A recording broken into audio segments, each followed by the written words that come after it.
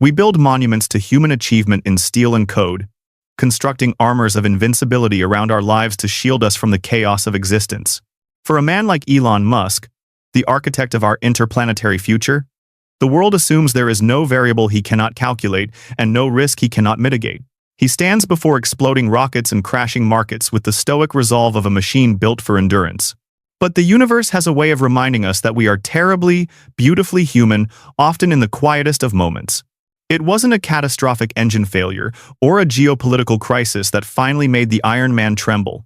It was the terrifying weight of a single, cream-colored envelope resting in his palm. The rain lashed against the glass walls of his headquarters, a chaotic symphony that usually faded into the background of his relentless focus. Yet, in this suspended second, the only sound that mattered was the rushing blood in his ears. His hands that had sketched the blueprints for starships and guided the steering wheels of the future, were vibrating with a tremor he could not command to stop. The handwriting on the envelope was a ghost he had thought exorcised 25 years ago, a script featuring the distinctive, slanted loops of a woman who had once held his heart before vanishing into the ether. Sienna. This wasn't just mail. It was a resurrection. In a life defined by aggressive forward momentum, by the desperate urge to escape Earth and its limitations, the past had reached out to drag him back to the one problem physics could never solve: the raw, unfinished business of a love left behind. He had constructed a fortress of logic and forward momentum to protect himself from that void, convincing himself that the past was a dead weight to be jettisoned in favor of the future. But as he stood in his office, the silence of the room screaming louder than the storm outside, he realized that the past was not dead. It was waiting. The promise in her letter that this meeting would change everything he thought he knew sent a fissure through the bedrock of his reality. What secret could possibly be powerful enough to bridge a silence of 25 years? His mind, usually a supercomputer processing trajectories and market caps, began to race through a labyrinth of terrifying possibilities. Had she been in danger? Had he unknowingly caused her pain? Or was there a piece of his own history that had been stolen from him, hidden away in the shadow of the jacaranda trees they once sat beneath? The mystery was an open wound, and the pain of not knowing was suddenly far more excruciating than the risk of finding out. In a move that baffled his assistants and terrified his board of directors, the man who accounted for every second of his day did the unthinkable. He decimated his schedule. Board meetings were canceled, investor calls were silenced, and the relentless machinery of his empire was brought to a grinding halt. There was no calculation of risk versus reward here, only the primal, magnetic pull of a truth that had been denied for too long. He booked a flight to South Africa that very afternoon, not as a CEO returning to his homeland, but as a man walking toward a precipice. As his private jet climbed through the storm clouds and leveled out into the stratosphere, Elon stared into the abyss of the night sky. He was flying toward Pretoria, back to the genesis of his dreams, to confront a ghost who claimed to hold the missing piece of his soul. The problem was a 25-year-old silence that had shaped him in invisible ways. The solution lay in a park in Pretoria, where a truth awaited that would force the man who wanted to colonize Mars to finally, truly, land back on Earth. He was traveling thousands of miles to answer a single question, unaware that the answer would not just explain his past, but completely rewrite his future. As the jet engines hummed a monotonous lullaby of high-altitude isolation, Elon was forced to inhabit the one space he usually avoided: the quiet. In our modern lives, we are experts at drowning out the silence with noise, productivity, and the relentless scroll of information, terrified of what we might hear if the world finally stopped spinning. But up there, suspended between continents, the questions we outrun finally catch up to us. We all carry a ghost like this, don't we? A shadow of a path not taken, a silhouette of a life unlived that haunts the periphery of our success. For Elon, it was Sienna. For you, it might be the childhood sweetheart you drifted from, the friend you betrayed, or the parent to whom you never said a proper goodbye. Before we descend with Elon into the heart of this mystery, I invite you to pause the frantic pace of your own existence. Look into that rearview mirror you usually avoid. If the universe granted you 1 hour on a park bench with the person you left behind, what is the one burning question you would finally dare to ask? Would it be, why? Would it be, did I matter? Share your truth below, and let us carry these ghosts together. The flight to South Africa felt less like a journey through distance and more like a journey through time, peeling back the layers of the man Elon had become to reveal the raw, unformed boy he had once been. The cabin was pressurized and silent, a capsule of luxury floating above a sleeping world, but inside his mind the noise was deafening.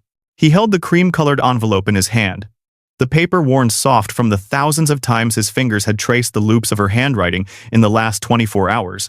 Every curve of ink was a portal, transporting him back to a University of Pretoria library in 1999, where the smell of old paper and floor wax collided with the sudden, catastrophic aroma of spilled coffee. That was how it had started. A clumsy accident that felt, in retrospect, like a divine intervention. He remembered the shock of the hot liquid ruining weeks of physics calculations, the flash of irritation rising in his chest, and then the sudden evaporation of his anger the moment he looked up. Standing there was a girl who looked like she had been painted rather than born, wild curly hair that defied gravity, hands stained with the blue and yellow of her art, and eyes that were dark, apologetic, and infinitely deep. Sienna Marlowe.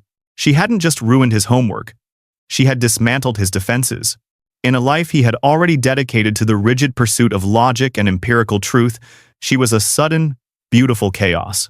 She had offered to buy him coffee as an apology, and in that tiny, mismatched cafe with wobbly tables, she had done something no one else had ever done. She listened to his impossible dreams without laughing. As the jet began its descent over the African continent, the memories became visceral, physical aches. He remembered the way she would sit on the floor of their cramped apartment, sketching him while he coded, telling him that he was made of stardust and stubbornness. He remembered the bench under the jacaranda trees in Riverside Park, their sanctuary, where the purple blossoms fell like confetti on their poverty. It was there, amidst the falling flowers, that he had confessed his wildest ambition to make humanity a multi-planetary species, to save the consciousness of life itself. Most people looked at him with pity or confusion when he spoke of Mars. Sienna had grabbed his hand, squeezed it tight, and said, "You'll do it. I know you will. Just promise you won't forget the boy you are right now." He had promised. But looking down at the sprawling lights of Johannesburg, Elon wondered if he had broken that vow the moment he boarded the plane to Stanford 25 years ago. That departure had been the fracture point, the moment the timeline split. They had promised to make it work, promised that oceans and time zones were just variables to be managed. But then came the silence. 1 week of emails, and then nothing. A disconnected phone. A cold mother on the other end of a landline telling him Sienna had moved on. It had been the first true failure of his life. A problem he couldn't solve. A system that refused to respond to his inputs. He had buried the pain under a mountain of work, building PayPal, SpaceX, and Tesla on the foundation of that heartbreak, proving her right about his success while proving himself wrong about their love. The drive from the airport to Pretoria was a surreal hallucination. The city had changed, modernized, grown taller and shinier, but the bones of the place were the same. The sunlight hit the pavement with that specific, harsh African clarity he remembered from his youth. He arrived at Riverside Park 2 hours early, unable to sit still in a hotel room that felt too sterile for the turbulence in his heart. He walked through the iron gates, and the years evaporated. The jacaranda trees were older, their trunks thicker and more gnarled, but they still stood like sentinels over the past. The air smelled of dust and blooming flowers, a scent that unlocked a vault of sensory memories he hadn't accessed in decades. He found their bench. It had been replaced, the wood newer, but it occupied the exact same geographic coordinates of his first heartbreak. He sat down, the wood hard beneath him, and waited. This was the torture of the scientist. The variables were unknown. Why now?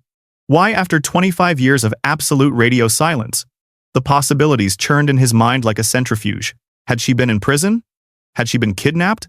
Had she simply hated him all this time? Or worse, had she been here, living a normal, happy life just out of reach, indifferent to the void she had left in his? He checked his watch every 30 seconds, time stretching and warping around him. The man who measured rocket propulsion in milliseconds was now drowning in the agonizing slowness of minutes. He felt like an imposter in his own history. He was wearing jeans and a t-shirt, trying to strip away the billionaire CEO persona, trying to be just Elon again. But could he be? He had spent a quarter of a century hardening himself, building armor against failure, training his brain to think in probabilities and first principles. He wasn't the skinny, awkward boy who needed cheap textbooks anymore. He was a titan of industry, Yet sitting on that park bench, he felt smaller and more fragile than he had at 19. He realized then that all his power, all his wealth, all his technological mastery meant absolutely nothing in the face of the past. You cannot engineer your way out of regret. You cannot buy back lost time. Then, the atmosphere shifted. It wasn't a sound, but a feeling, a change in the air pressure that signaled a storm was coming. He looked up, and there she was. She was walking down the path from the main gate, and for a moment, Elon forgot to breathe. Time had touched her, of course. There were silver threads weaving through the dark chaos of her curls, and lines etched around her eyes and mouth maps of the laughter and tears he had missed.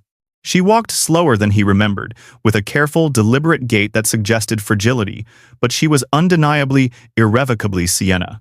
She wore a simple blue dress that moved with the breeze, and her hands, he could see them even from 50 feet away, were still stained with paint. The sight of those blue and yellow smudges broke something open in his chest. She hadn't stopped. She was still the artist. She stopped a few feet away from the bench, and the silence that stretched between them was heavy with 25 years of unsaid words. Her eyes, dark and deep as the universe he tried to explore, locked onto his. There was no anger in them, only a profound, heartbreaking sadness that terrified him more than rage ever could. He stood up, his legs feeling unsteady, his heart hammering a frantic rhythm against his ribs. "You came," she whispered, her voice possessing the same melodic timbre he had replayed in his dreams 1,000 times. "Of course I came," he managed to say, his voice cracking, stripped of its usual command. "You said it was important." "It is," she said, and her gaze drifted past him, looking at the empty space on the bench, then back to his face. "I wasn't sure if you would. You're busy saving the world now." "Not from this," he said, stepping closer, the magnetic pull of her presence overwhelming his hesitation. "Sienna, what happened? Why did you leave? Why did you vanish?" "I called everyone. I hired investigators. I looked for you for 2 years." She flinched, a flash of pain crossing her face that looked physical. "I know," she said softly. "I saw them looking. I made sure they didn't find me." The admission hit him like a physical blow. She hadn't been lost. She had been hiding. Why? The word was a plea, a demand, a cry from the 19-year-old boy still living inside him. "Did I do something?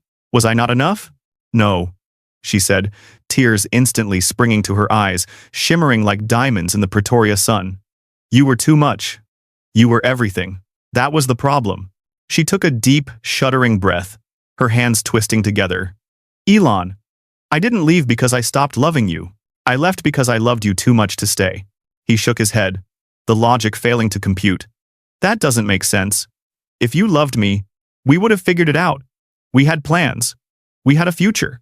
"You had a future," she corrected him gently. "A future so big it scared me. A future that required you to be free, to be untethered, to be able to risk everything without hesitation." She paused, and the air around them seemed to grow thinner, sharper. "I need to show you something. I couldn't tell you over the phone. I needed you to see." She turned slightly, looking back toward the park entrance, and raised her hand in a small, beckoning motion. Elon followed her gaze, confused, his heart rate spiking again. A young woman stepped out from behind the shadow of a large oak tree. She had been waiting there, hidden, watching. As she walked toward them into the sunlight, Elon felt the world tilt on its axis. The physics of his reality crumbled.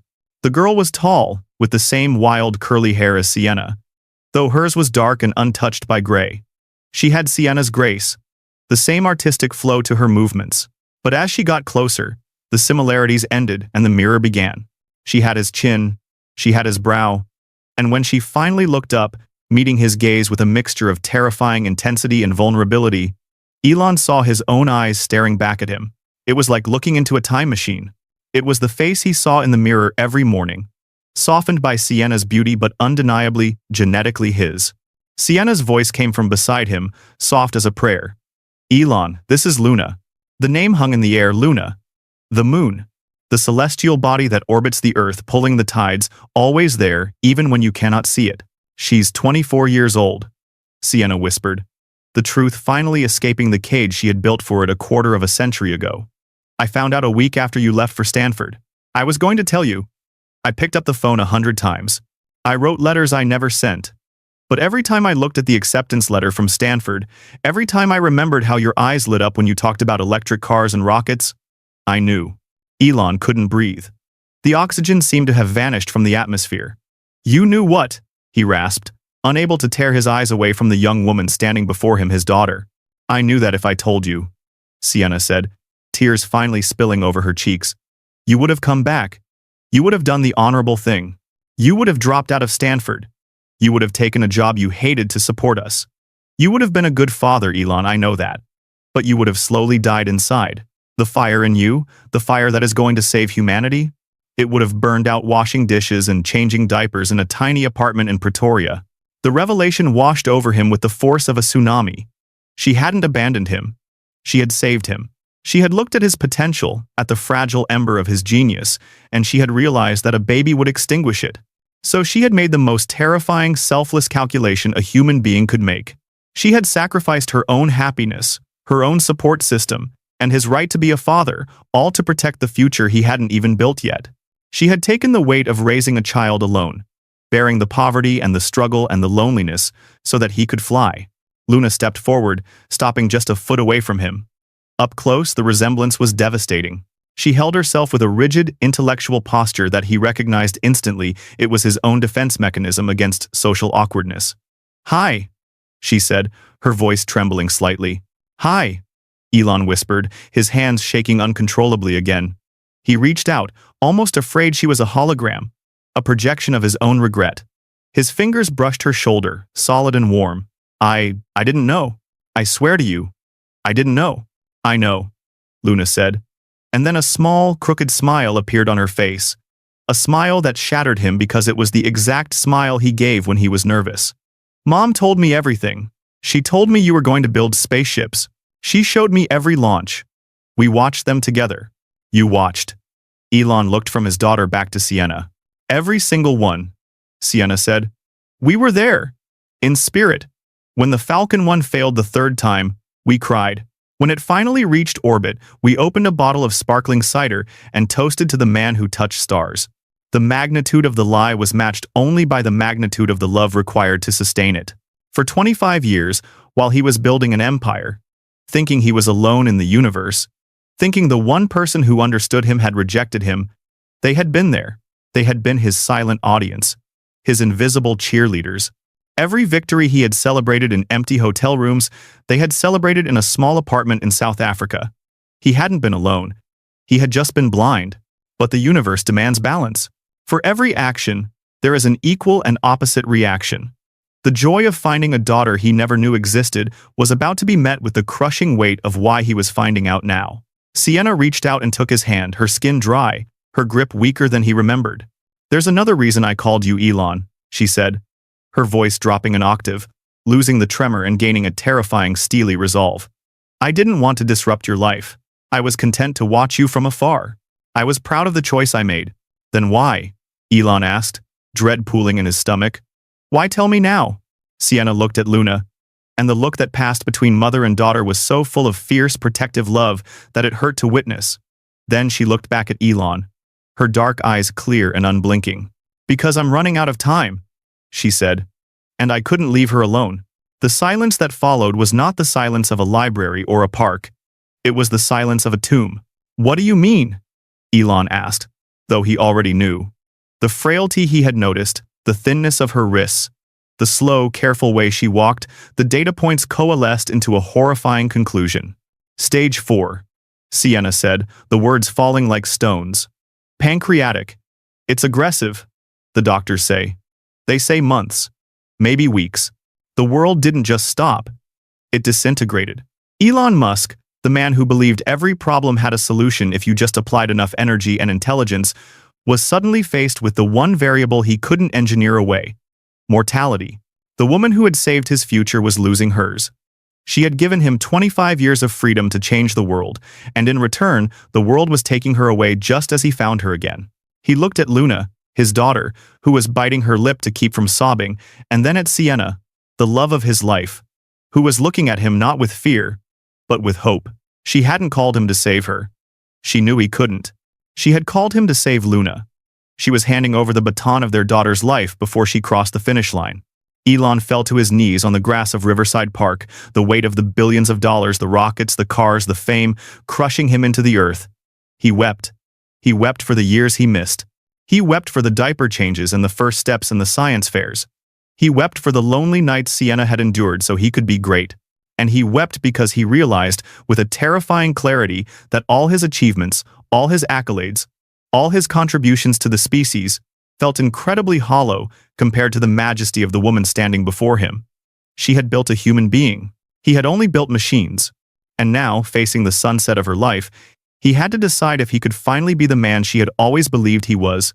Not the genius, not the CEO, but the father and the partner she deserved in the final, fleeting moments of the forever they were promised. The diagnosis hung in the air between them. A static charge that made the hair on Elon's arms stand up, a physical weight pressing against his chest that no amount of atmospheric pressure could explain. Stage 4. The words were a binary code of destruction. A zero-sum game where the house always wins. For a man whose entire existence was predicated on the belief that there are no dead ends, only engineering challenges waiting for the right solution, this was a cognitive dissonance, so violent it threatened to tear his reality apart. His first instinct, honed by decades of defying impossible odds, was to attack. He pulled out his phone, his thumb hovering over the screen, his mind already racing through a Rolodex of the world's leading oncologists, experimental immunotherapy trials, and cutting-edge genetic treatments. He was Elon Musk. He could buy hospitals. He could fund research. He could move mountains, shift markets, and land rockets on floating barges in the middle of the ocean. Surely he could fix this. But as he began to speak, frantically outlining a plan to fly her to Johns Hopkins or the Mayo Clinic, to summon the greatest medical minds on Earth to this quiet park in Pretoria, Sienna reached out and placed her hand over his phone. Her skin was cool. Her grip surprisingly firm for someone the doctors had written off. She lowered the device slowly, forcing him to look at her. Really look at her, not as a problem to be solved, but as a woman who had already made her peace with the equation. She shook her head. A small, sad smile playing on her lips that devastated him more than her tears ever could. She told him that this wasn't a rocket engine with a faulty valve. It was a sunset. You don't fix a sunset. You watch it. She explained that she had fought, quietly and privately, for months. She had endured the chemo that ravaged her body, the radiation that burned her skin, the hope that flared and died with every scan. She was done fighting. She didn't want to spend her final months in a sterile American hospital room, surrounded by beeping machines and strangers in white coats, fighting a war she had already lost. She wanted to be here, under the jacaranda trees. She wanted to paint. She wanted to be with Luna. And now, miraculously, she wanted to be with him. The realization hit Elon with the force of a physical blow. His money was useless here. His brilliance was irrelevant. The currency of his life, power, influence, intellect held no value in the economy of death. For the first time in 25 years, he had to sit in the passenger seat. He had to accept that he was not the captain of this vessel. And in that moment of surrender, he made a decision that was more radical than any business acquisition or product launch in his career. He didn't just stay for the weekend. He didn't just visit. He moved in. He sent a message to his executive assistants that sent shockwaves through Silicon Valley and Wall Street. Clear the schedule. Indefinitely. He didn't explain. He didn't justify. He simply vanished from the boardrooms and the factory floors, relocating the command center of his global empire to a modest, single-story house in a quiet Pretoria neighborhood that his team scrambled to rent and furnish overnight. It was an absurd juxtaposition, the kind of surreal reality that only happens when the gods of fate decide to play a joke. In the guest bedroom of a suburban home, next to a window that looked out onto a garden of blooming hydrangeas, sat the man who was trying to colonize Mars. His laptop was open on a simple wooden desk, streaming telemetry data from Texas and production numbers from Shanghai. While in the next room, the love of his life was dying, and the daughter he never knew was making tea. The transition was jarring, painful, and profoundly beautiful. For the first few days they walked around each other like ghosts, terrified of breaking the fragile truce they had established with time. Elon felt like an intruder in their lives, a heavy, clumsy object in a delicate ecosystem that Sienna and Luna had curated for 24 years. He didn't know where the spoons were kept. He didn't know that Sienna liked her pillows arranged in a specific way to ease the pressure on her back. He didn't know that Luna hummed when she was thinking, a habit so painfully similar to his own that it made his chest ache. He was a stranger in his own family, a biological fact that had not yet become an emotional reality. But the awkwardness began to dissolve, eroded by the sheer, undeniable gravity of their shared DNA. It started with Luna. She was wary of him at first, protecting her mother with a fierce, lioness energy that Elon respected immensely. She watched him with those dark, intelligent eyes, his eyes waiting for him to disappoint them, waiting for the billionaire CEO to check his watch and leave. But he didn't leave. He stayed. He sat on the floor of the living room, reviewing complex schematics for the Starship Raptor engine, and Luna, passing by with a stack of books, paused. She looked at the screen, tilted her head, and pointed a slender finger at a fuel flow equation. She didn't ask what it was. She told him he hadn't accounted for the thermal expansion variance at that specific altitude. Elon had looked up, stunned. He challenged her, throwing a counter-argument about material stress wrapped in jargon that usually silenced PhDs. Luna didn't blink. She parried with a principle of quantum fluid dynamics that he hadn't thought about since his own doctoral studies at Stanford, the studies he had abandoned to build his first company. They sat there for 4 hours, forgetting lunch, forgetting the cancer in the next room, forgetting the 24 years of silence. They argued, they debated, they scribbled formulas on the back of napkins. For the first time in his life, Elon wasn't the smartest person in the room. He was just a father realizing that his daughter was the upgraded version of himself. She had his processing power, yes, but she had something he had lost along the way. Sienna's intuitive, empathetic grasp of the why behind the how. She didn't just want to know how the universe worked. She wanted to know what it meant. That afternoon was the bridge. Crossing it changed everything. The house ceased to be a temporary station and became a home. Elon learned to navigate the geography of Sienna's illness. He learned that the mornings were the best. That for a few hours after waking she was lucid and bright. The pain kept at bay by the night's medication. He structured his entire day around those mornings. The CEO of Tesla would hold billion-dollar meetings in his pajamas, whispering into his headset so as not to wake her, just so he could be fully present when she opened her eyes. He learned to be a nurse, a role that required a tenderness he thought he had excised from his personality years ago. The hands that built steel rockets learned to gently lift a frail body, to adjust an oxygen mask, to comb through hair that was thinning from treatment. He found a profound humility in these tasks, a grounding force that felt more significant than any stock price surge. Sienna, for her part, was the sun around which they orbited. Even as her body failed, her spirit seemed to concentrate, burning with a fierce, pure light. She spent her good hours in the sun-drenched studio at the back of the house, painting with an urgency that frightened Elon. She was working on a final piece, a canvas of blues and purples and deep, cosmic blacks. She told them it was the story of them, the three of them. She refused to let Elon see it until it was finished, shooing him out of the room with a playful scolding that transported him back to being 19 years old.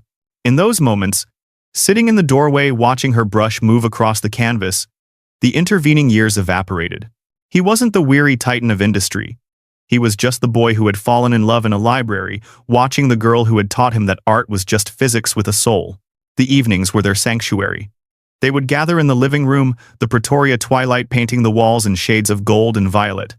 They developed a routine, a liturgy of the mundane that felt sacred. Luna would cook. She was a terrible cook, a fact they all laughed about, but she tried valiantly, and Elon would tell stories. At first, he talked about the companies, the rockets, the electric cars, but Sienna would stop him gently. "Not the resume, Elon," she would say. "Tell her about the failures. Tell her about the times you were scared." So he did. He told Luna about the nights he slept on the factory floor because he couldn't afford an apartment. He told her about the Russian rockets he tried to buy and how they spat on his shoes. He told her about the near bankruptcy of 2008 when he had to choose between Tesla and SpaceX, convinced both would die. He stripped away the Iron Man armor and showed his daughter the scars underneath. And in return, he received the missing chapters of his own life. Sienna and Luna filled the 24-year void with stories that broke his heart and stitched it back together. He learned that Luna's first word wasn't "mama" or "dada," but "star," pointing at the night sky from the balcony of their tiny apartment. He learned that Sienna had sold her best paintings to pay for Luna's braces. He learned that every time he made the news for something controversial, Sienna would defend him to their neighbors, telling them, "His mind moves faster than his mouth. Give him time." He realized that while he had been building a legacy for humanity, They had been building a shrine to him in their hearts. They hadn't erased him. They had enshrined him. He was the ghost at their dinner table, the silent partner in their struggles. One night, the power grid in the neighborhood failed, a common occurrence in South Africa. The house plunged into darkness. The medical equipment beeped its warning before switching to backup batteries. In the sudden silence, panic flared in Elon's chest, the control freak in him terrified of the variable he hadn't accounted for. But Luna calmly lit candles, and Sienna laughed from the sofa, a weak, rasping sound that was still full of joy. "Look," she whispered, pointing out the floor-to-ceiling window. Without the light pollution of the city, the African sky had opened up. The Milky Way was a river of diamond dust stretching across the horizon, vast and terrifyingly beautiful. Elon sat on the floor beside Sienna's legs, and Luna sat on her other side. They huddled together in the candlelight, staring up at the cosmos. It was the exact future he was trying to give humanity, a future among the stars. But sitting there, holding the hand of a dying woman and the shoulder of a newfound daughter, he understood the paradox of his existence. He wanted to save the species, to ensure the light of consciousness didn't go out. But what was consciousness without this? Without the messy, painful, exquisite specificity of loving one person? He had spent his life looking up, trying to escape the fragility of Earth. Sienna had spent her life looking at him, trying to anchor him to the beauty of it. "You know," Luna said softly, breaking the silence, her voice blending with the chirping of the crickets outside. "Mom always said you weren't trying to go to Mars to run away. She said you were trying to go there to expand the definition of home." Elon looked at Sienna in the flickering candlelight. Her face was gaunt, the shadows deepening in the hollows of her cheeks, but her eyes were luminous. "Is that what you told her?" he asked, his voice thick with emotion. "It's what I believed," Sienna whispered, squeezing his hand. "You have a big heart, Elon. Too big for just one planet. But you have to promise me something. Anything," he vowed. And he meant it. He would have grounded every rocket, sold every company, burned it all to the ground if she asked. "Don't let Mars be a lonely place," she said. "It doesn't matter how many people you get there if they forget how to take care of each other. You have to teach them that survival isn't just about oxygen and water. It's about this," she gestured to the three of them, huddled in the dark. "It's about connection. It's about sacrifice.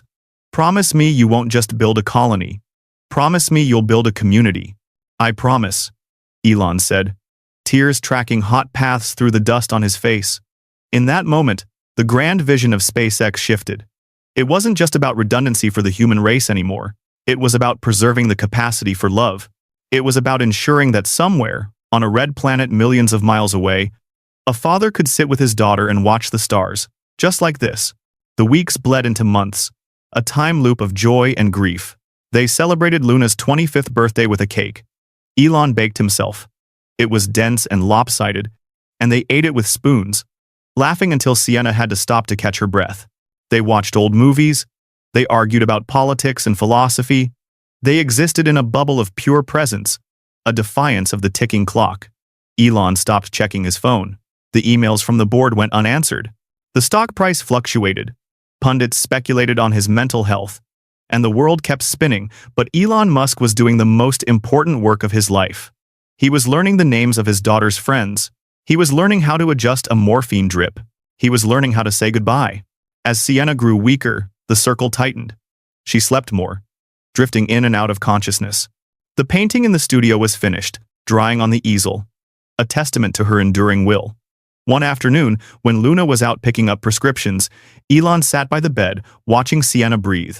The rise and fall of her chest was shallow, a rhythm that was slowing down. She opened her eyes and found him there. "Did I ruin it?" she asked, her voice barely a whisper. "Ruin what?" "Your life. Your trajectory. Did I distract you?" Elon leaned forward, resting his forehead against her hand. "Sienna, you didn't distract me. You gave me a center of gravity. I was spinning out into the void. You gave me something to orbit." He looked at her, searing the image of her face into his memory. "And you gave me her. You gave me Luna. That's not a distraction. That's the greatest invention of my life. And I didn't even have to design her." Sienna smiled, closing her eyes. She designed herself. I just held the brush. The profundity of those days reshaped Elon's molecular structure. He realized that the Sienna-shaped hole he had carried for 25 years wasn't an absence of love. It was a reservoir of it, waiting to be tapped. She hadn't left him to hurt him. She had left him to let him grow, like a gardener pruning a tree so it could reach the sky. It was a sacrifice of biblical proportions, a silent martyrdom that humbled him to his core. He had built empires on the premise of first principles, thinking boiling things down to their fundamental truths. And here, in this quiet house in Pretoria, he found the most fundamental truth of all. We are not defined by what we build, but by who we lift up. He had built rockets to touch the stars, but Sienna had touched him, and in doing so she had lifted him higher than any engine ever could. The tragedy wasn't that she was dying. The tragedy would have been if he had never come back to understand why she lived. And as the twilight of her life deepened into night, Elon Musk finally stopped trying to conquer the future and learned, for the first time, how to simply, bravely, inhabit the now. Time possesses a cruel elasticity. It stretches agonizingly during moments of suffering and snaps shut with violent speed during moments of joy. In that house in Pretoria, enveloped by the scent of blooming hydrangeas and the quiet hum of medical equipment, time became a treacherous ocean. Elon, Sienna, and Luna were castaways on a tiny island of the present, watching the tide rise inch by inch, knowing it would eventually swallow the ground beneath their feet. The illusion of the new normal they had established began to fracture as the biological reality of Sienna's condition asserted itself. The good mornings became shorter. The walks to the garden became wheelchair rides. The vibrant, fierce woman who had once debated philosophy until dawn was now conserving her breath for simple sentences of love. It was a slow-motion dismantling of a spirit, a terrifying subtraction of the self. Yet in that reduction, the essence of who she was burned with a concentrated, blinding intensity. The center of their shrinking universe was the art studio. It was the one room in the house that felt untouched by the specter of death, a sanctuary of north-facing light and the smell of turpentine and linseed oil. Sienna was determined to finish her final work. It wasn't just a painting. It was a testament. On days when the pain was manageable, Elon would carry her into the room, settling her into a chair in front of the easel. He would sit beside her, mixing paints according to her whispered instructions when her hands were too weak to hold the palette knife. It was an intimacy far deeper than the physical. He was becoming an extension of her will, his hands executing the vision of her mind. They worked in a silence that was heavy with meaning. The only sounds, the scratch of bristles on canvas, and the labored rhythm of her breathing. The painting was a triptych of memory and hope.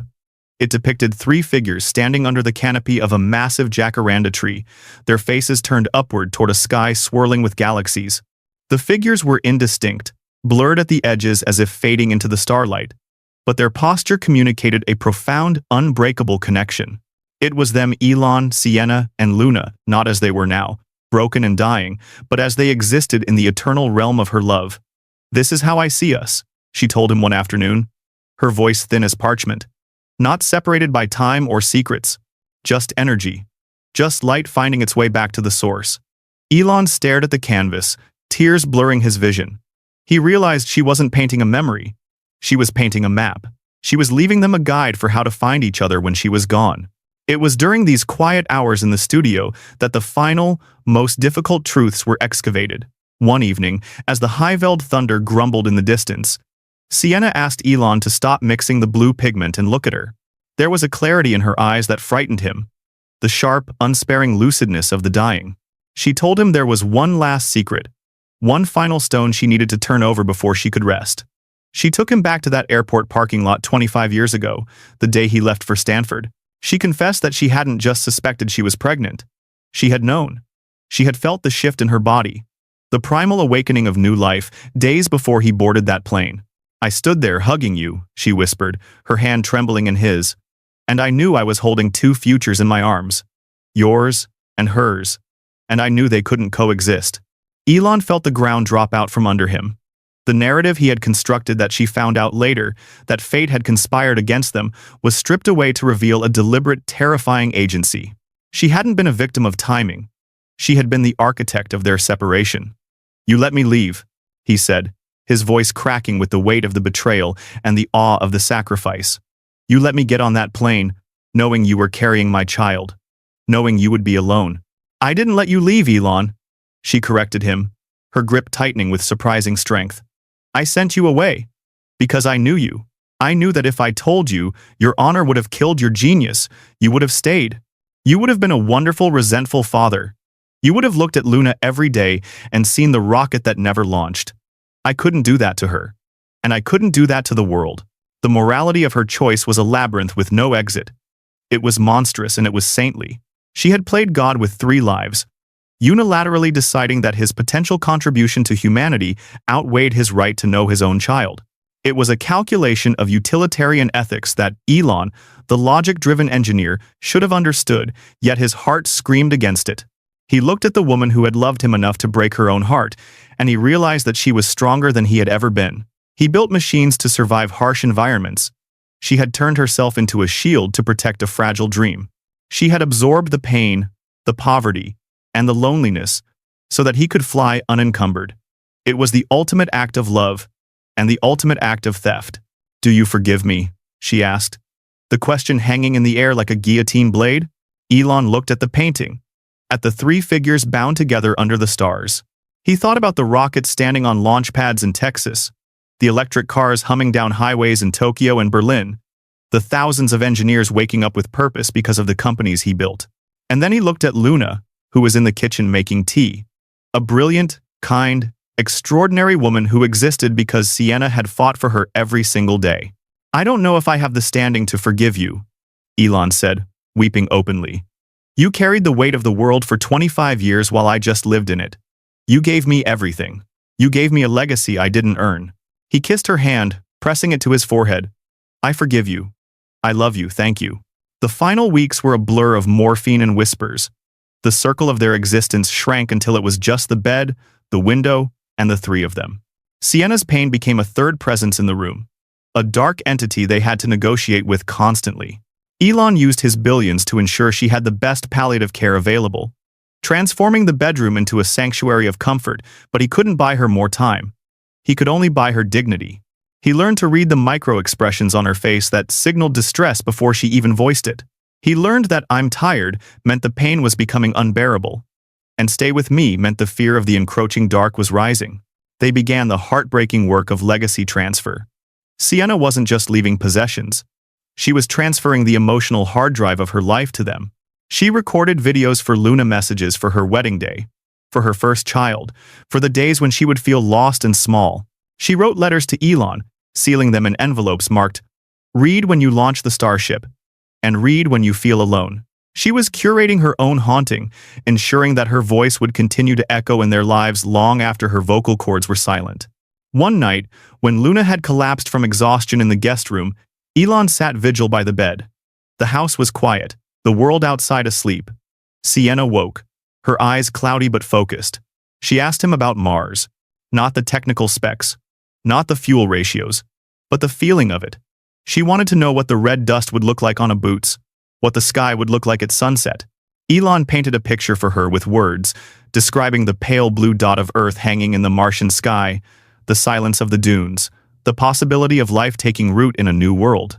"Take her there," Sienna whispered, her voice drifting. "Take Luna. She belongs to the stars, just like you." "I will," Elon promised, a vow that felt heavier than any contract he had ever signed. "I'll take her. I'll show her the universe.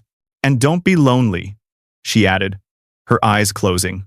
"Promise me you won't be lonely up there. It's cold in space, Elon. Take warmth with you." "I have you," he said. "I'll always have you." "No," she murmured, shifting toward sleep. "You have her. You have each other. That's the warmth. Don't let the fire go out." As her condition deteriorated, the roles in the house shifted again. Luna, who had been the child protected by the mother, became the anchor. She possessed a stoic grace that Elon recognized as Sienna's, a capacity to sit with suffering without looking away. She and Elon formed a phalanx around Sienna's bed, a united front against the inevitable. They stopped talking about the future, about PhDs and rocket launches. They lived entirely in the sensory details of the moment. The coolness of a damp cloth, the taste of ice chips, the pressure of a handhold. They became a single organism, breathing in sync, 3 hearts beating a countdown to silence. The painting was finished. Sienna had signed it with a trembling hand 3 days before she slipped into the final stage of unresponsiveness. It sat on the easel in the bedroom, facing her bed, so it was the last thing she saw before her eyes closed for the final time. It was a masterpiece of love and grief, a visual representation of the sienna-shaped hole that Elon had felt all his life, now filled with light and color. It was proof that they had won. They had beaten the odds. They had found each other before the clock ran out. In those final suspended hours, Elon Musk, the man who obsessively planned for the future of civilization, realized that the only thing that mattered was the past. The memories, the specific, granular texture of a life shared. He replayed the tape of their time together, the coffee spill in the library, the kiss under the jacaranda trees, the reunion in the park, the late-night talks in this house. He hoarded these moments like treasure, knowing they would have to sustain him for the rest of his life. He looked at his daughter, sleeping in a chair with her head resting on the mattress, her hand entwined with her mother's, and he saw the bridge Sienna had built. She hadn't just given him a child. She had given him a second chance at humanity. She had broken him open so that light could get in. The end, when it came, was not a dramatic event. It was a quiet ceasing, a pause that stretched into forever. The machinery of the body simply stopped. The energy that had animated Sienna Marlowe released back into the cosmos she loved so much. But in the stillness of that room, Elon didn't feel the emptiness he expected. He felt a profound, vibrating fullness. He felt the presence of the love that had waited 25 years for him. He felt the weight of the promise he had made. And as he leaned down to kiss her forehead one last time, he whispered the only truth that remained. "Mission accomplished, my love.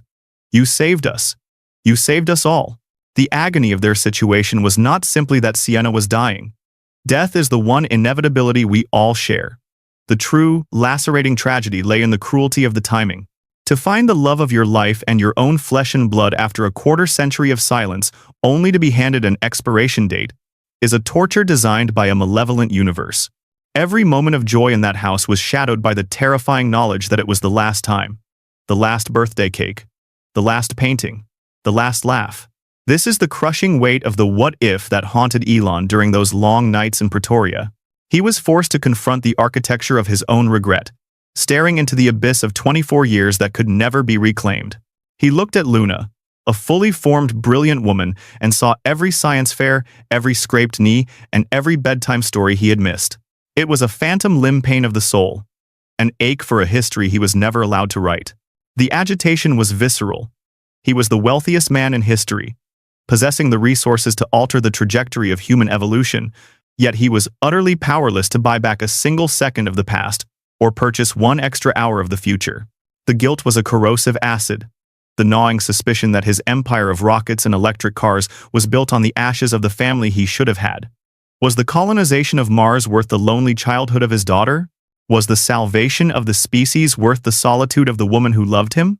These questions have no comfortable answers, and they kept him awake long after the house fell silent, staring at the ceiling, reckoning with the terrifying cost of his own destiny. Yet, within this crucible of loss, there bloomed a profound and unexpected grace. He learned that being a father to Luna wasn't about the 24 years he missed, but about the fierce, unwavering commitment to the days he had left. He gave Sienna the peace of knowing that her sacrifice had not been in vain, that she wasn't leaving her daughter alone in the world, but leaving her in the hands of the man she had always believed in. This was the ultimate victory, transforming a tragedy of timing into a triumph of connection. They proved that love is not measured in years, but in the capacity to forgive, to heal, and to show up when it matters most. The agony of saying goodbye was the price they paid for the miracle of having said hello again, and as Elon held the hands of the two women who defined his heart, he knew that despite the grief, despite the loss, this fragile, the fleeting season of togetherness was the greatest success of his life. We often navigate our lives under the dangerous illusion that we have infinite time to fix what is broken, to bridge the silence we have allowed to grow between us and those we love.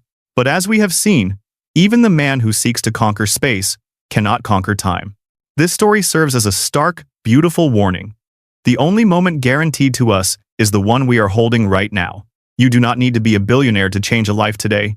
You simply need the courage to pick up the phone. Do not let pride or fear steal another 25 years from you.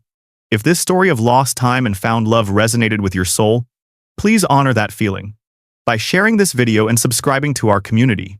Let this be the sign you have been waiting for to stop calculating the risks and simply start loving fearlessly and immediately. Sienna Marlowe once whispered that crazy is merely a label, the world assigns to those who can see a future others cannot imagine. She looked at a 19-year-old boy with nothing but debt and awkward dreams, and she saw a man capable of touching the stars. Today, her final painting hangs in the corridors of SpaceX, a canvas of 3 figures under a jacaranda tree resting beside the engines that will one day carry humanity to Mars. It stands as a silent testament to the truth that, while steel and fuel may propel us across the cosmos, it is only love that gives us a reason to make the journey. Elon Musk spent decades trying to save the world. But in the end, it was the quiet love of an artist and the brilliance of their daughter that saved him. The impossible jacaranda blossom falling on a California windshield reminds us that nothing is truly lost. Energy is merely conserved, changing from presence to memory, from life to legacy. We are all just drifters under the same vast sky, searching for the hand that fits ours. Thank you for walking this journey with us. Go out and find your person, tell them the truth, and never let go.